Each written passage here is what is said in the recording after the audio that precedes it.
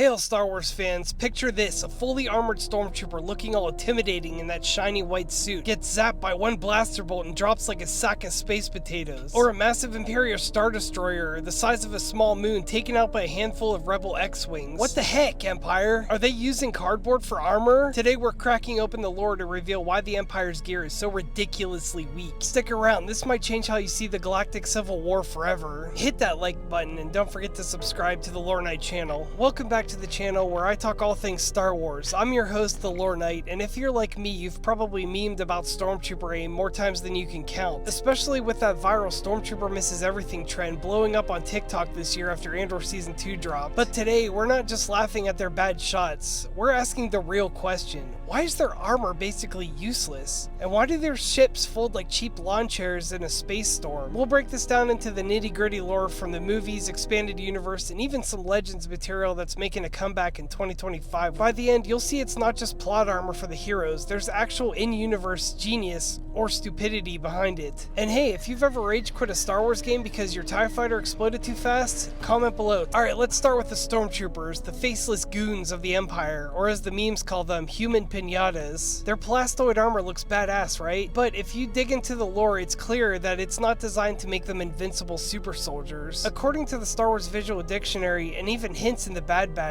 this stuff is mass-produced on the cheap. The Empire churned out billions of these suits after the Clone Wars, prioritizing quantity over quality. Why? Palpatine wanted an endless supply of troops to intimidate the galaxy, not elite warriors like the clones. Fact 1. The armor's primary job isn't stopping direct blaster hits. It's dispersing energy from glancing blows, protecting against shrapnel, environmental hazards like radiation or extreme temperatures, and even some melee weapons. In Rogue One, we see it kinda work against blunt force, but a full-powered bolt from a DL-44 penetrates like butter. Legends lore from books like the Thrawn trilogy explains its layered plastoid composite, tough against low energy impacts, but cracks under high-powered rebel weapons. And get this, it's white for psychological warfare, to look uniform and scary, but that reflectivity actually helps against laser fire, sometimes. But in practice, it's like wearing a plastic bucket to a gunfight. Now the ships, oh boy, Imperial engineering at its finest. Take TIE fighters, no shields, no hyperdrive, just speed and swarm tactics. From the essential guide to vehicles, they're built dirt cheap so the Empire can flood the skies with them. Shields would add weight and cost, ruining that agile dogfighting edge. But without him, one hit from an X-Wing's proton torpedo and boom.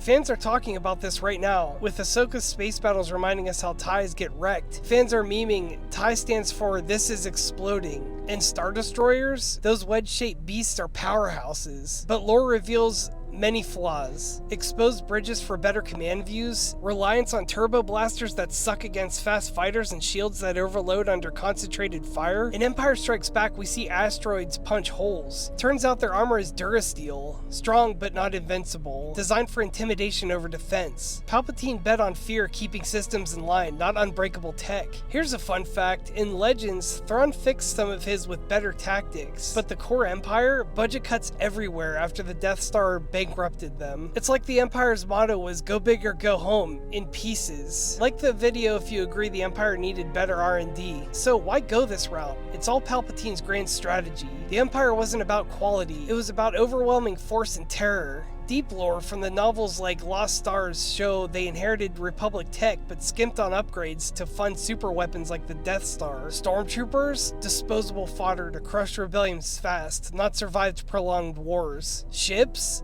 Built for quick dominance, assuming no one would fight back hard. Overconfidence is the Sith way. Remember Sidious laughing off the rebels? With the Mandalorian and Grogu movie teasers showing Beskar armor that's actually tough, it's hilarious how the Empire cheapened out. Memes are exploding about if Mando was a stormtrooper he'd solo the galaxy. But seriously, this weakness ties into Star Wars themes. Tyranny breeds inefficiency. While the rebels' ingenuity wins the day, it's not bad writing. It's brilliant commentary on empires crumbling from within. What do you think? Was Palpatine a genius or just arrogant? Comment your favorite Empire fail moment below. Wrapping up, the Empire's weak armor and ships aren't accidents. They're symptoms of a regime built on fear, not foresight. It makes those heroic wins feel earned, and keeps us coming back for more lore. Thanks for watching this deep dive. If you learned something new, subscribe to the Lore Knight channel for more Star Wars breakdowns. Hit the bell, share with a fellow fan, and let me know what you thought in the comments, and I will see you next time.